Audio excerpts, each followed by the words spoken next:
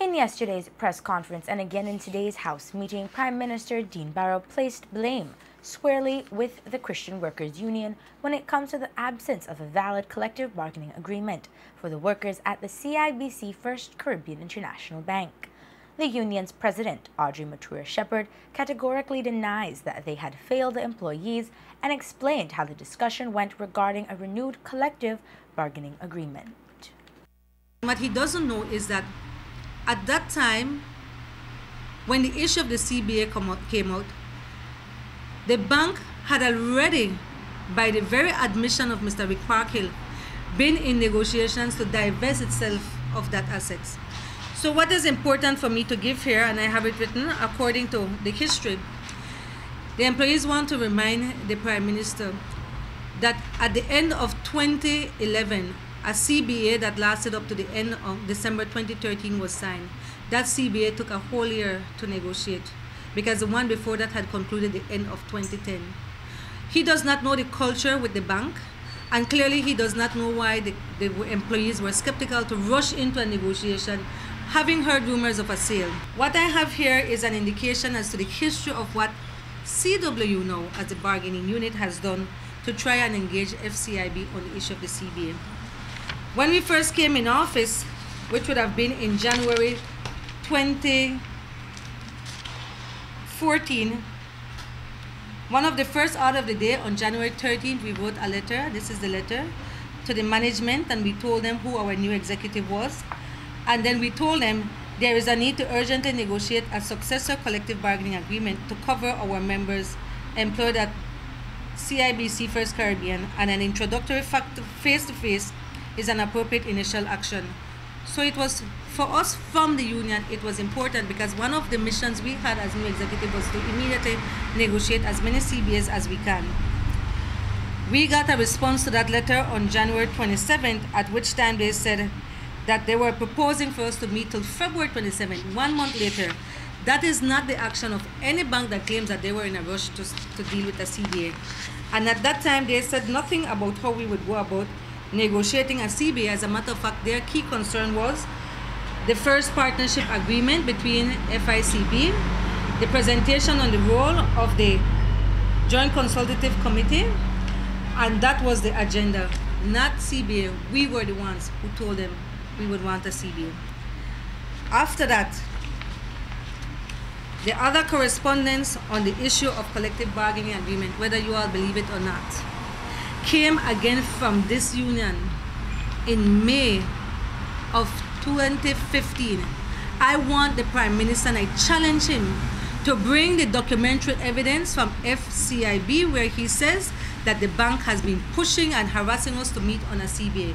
That is absolutely an outright lie, and I want him to bring this correspondence because, see, the folder I have here is of all the correspondence we've had with the bank. We went back through our records, we went back through our emails, and we took out the few letters, and all the letters came clearly from this union trying to negotiate. What is important is that we indicated in early 2015 to the bank, again we were the ones initiating, that we are going through a consultative process in which we wanted to ensure that the CBA would cover all the aspects that the workers wanted to address. And we indicated to them that because of the process, we've explained to them, because we go to these joint meetings, we explained to them what we are going through. What we wanted them to know is that we were giving ourselves a deadline of giving them a draft of 30th April 2015. They had no problem with that. We delivered that draft until the 8th of May because we had a delay in one issue we wanted to resolve. But at that time, we were still, the truth was we were still trying to confirm, is there going to be a sale? Because the position of the employees was clear. If there is going to be a sale of that business, a CBA is not important to us. What is important to us is what is our exit package. You see, a CBA covers a myriad of things. For example, one of the things they had agreed to was the subsistence employees could get. But there's no need for subsistence if you have no job. So it was clear-cut what we wanted. The only time they showed an interest then and said that we can set dates to meet was in June of 2015. Why is June 2015 important? Because as we later learned from Mr. Parkhill, they were cementing the deal for the sale of the bank. And it was only then it seemed that one of the preconditions of the sale was to make sure that FCIB have a CBA. That is why to date, they have not contacted us on any exit package. They want to make it seem as business as usual. So that is one of the questions the employees wanted us to answer to the Prime Minister, who clearly is pontificating for the management of FCIB. I went already and answered the fourth question they wanted us to respond to him, and that is it true that there were many attempts by the bank to sit and meet? And the answer is no. But while he says and she says there is still no renegotiated collective bargaining agreement or an exit package for the employees, the Prime Minister will not intervene, and there has been no response forthcoming from the Labour Commissioner, despite his recent meetings with the bank's management or from the central bank governor. The saga of the pending collective bargaining agreement continued both in the House of Representatives as the Prime Minister addressed the issue, as well as at the Christian Workers Union headquarters on Cemetery Road in Belize City, where Audrey Matura-Shepherd addressed the media. Matura-Shepherd responded to several statements made by Prime Minister Dean Barrow, including the explanation of what the Vesting Act will cause once it was passed through the House of Representatives. To remind you of what both parties said, we brought back Monday's explanation of the Vesting Act by the Prime Minister and Matura's interpretation. In passing the Vesting Act is to facilitate the transfer of the assets. If we didn't do this, and there's precedent when Ashcroft bought Royal Bank of Canada, when FCIB bought Barclays Bank, when Scotia Belize bought out Scotia Bank, on each occasion, government, and there were different administrations on each of those occasions, passed a Vesting Act. If you don't do that, the transfer of the securities with respect to every single mortgage will have to be laboriously processed at the registry one by one. So all we're doing is facilitating this process so that there are no slippages. So that's a nice way of the Prime Minister saying is that he's making sure that the work term of the employees is shorter. Because if they didn't pass the Vesting Act and the bank had to register each loan one by one, it would mean that the business would not close down in the next month. It would take a couple months because it would be a long process, and it would have ensured a longer tenure of employment for the workers, and they would have been able then to have a longer period in which to negotiate an exit package. So I'm glad he admits that he's just speeding up the process to keep them without a job, because that's what it really means. And I'm glad he explained that. Matura went on to say that the Prime Minister's words and actions have proven that he has taken sides with the management of CIBC First Caribbean International Bank and has chosen to not help the 60 employees. If this Vesting Act is not passed, that sale is not complete. You're right, you go through the long process. So the longer it takes, the longer they have a job. This Vesting Act is using Parliament to shortcut the process. So there's absolutely no way the Prime Minister could say that he has no power, because if he, as the Minister of Finance, doesn't pass this, then there could be no sale. If there's no sale, the bank is forced to go the long road, keep people in a job for a longer time, give customers a time to react, because right now customers don't even have a time to react. They take your loan and put it down next bank, whether you like it or not. When he does this, even the customer's freedom to choose has been denied. And we haven't even addressed that yet. So because he thinks that fool the listen while fool the talk, that people will not figure out that what he has done is really make the job easier for the bank. So why is it that he's willing to speed things up for the bank, but he's not willing to slow things down for the employees?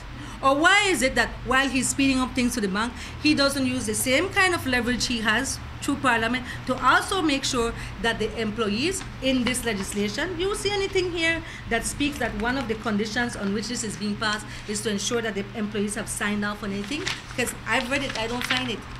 So if he really means what he said, I heard he said today in the National Assembly that one of the conditions, though it's not in the Act, he admits, is that there would be a settlement. Come on, he's an attorney, he knows that what goes is what's in black and white. That is why this is powerful. That is why we want to negotiate something in black and white. Matura Shepherd told the media that one of the messages from the employees actually served as a reminder to the Prime Minister that they represent votes in the upcoming election that would surpass 60. And while the threat from the bank workers as it relates to votes in the upcoming elections, there is also the pressure that may result from the possibility of the workers taking industrial action. Matura Shepherd spoke on the possibility considering that the Prime Minister will not be intervening on what he has classified as a business transaction between two private entities, namely CIBC First, Caribbean International Bank, and Heritage Bank. One of the things that the employees are looking at is that the law provides for them to go on strike. So we're looking at all the industrial actions they can take. Because one of the things, they were not saying that they're expecting only the government to support them, So I don't want people to live the impression that we would sit by and think that the Prime Minister or the government would be the savior of the day. We weren't even asking the Prime Minister not to pass the law. We gave you all a copy of that letter. We were saying, don't rush into it. Even if it's at a distance, you be assured that you know both sides of the story and allow these two parties to negotiate. Don't remove the rug from under the feet of the workers. That's what we were asking for. We know that we have to do our part, and we're doing our part, but when you as a powerful player come and interject and make the hell of a statements that he have made, then clearly you know where you stand. We're no fools. But what he has not said is that we've approached him in all good faith. And we never made public before what we said to him, what we wrote to him, that we copied him in everything. So he can't pretend like all of a sudden we're in this arm's length transaction. As much as he wants to call it that, at the end of the day, Parliament is a public entity. The power of Parliament has been used to pass a vesting act. His hand is on it, whether he wants or not. While the latest collective bargaining agreement bears an expiration date of 2013, the terms reportedly still apply until a new document is formalized. The media asked Matura Shepherd to explain why the union feels it unnecessary to negotiate a new CBA and only focus on the exit packages.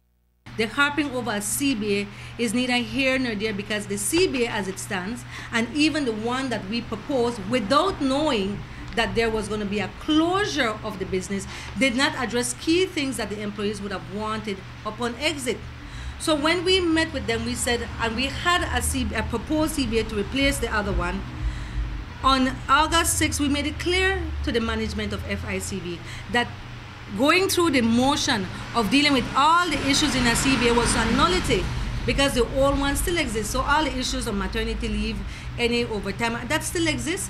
Why negotiate that? There will not be a business. So we asked them, can we instead deal with the exit package? So it would be that it's possible that we have a situation where the old CBA remains the existing one while we deal with the other issues of exit.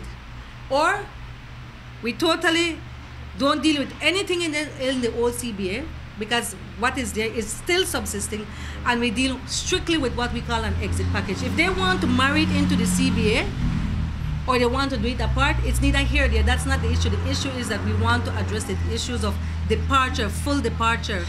And so when, I think it's rather misleading when the government and the bank keep stopping, oh, but a CBA and a CBA. It's neither here nor there. The real issue we need to address is the exit package, which is not in the previous CBA. Because you have to remember, I wasn't in that previous negotiation, but CW with the employees at that time negotiated in good faith that there would be continuity of employment. They didn't envision a situation where they wouldn't have a job. And when we wanted to negotiate a new CBA, we insist and we harped on the fact that we wanted to know if there was been a sale, because it would have changed the background upon which we negotiate and what we would have asked for. Love News understands that while the bank's management is willing to meet with the CWU, the only thing they are willing to discuss or negotiate is a collective bargaining agreement and not the exit packages.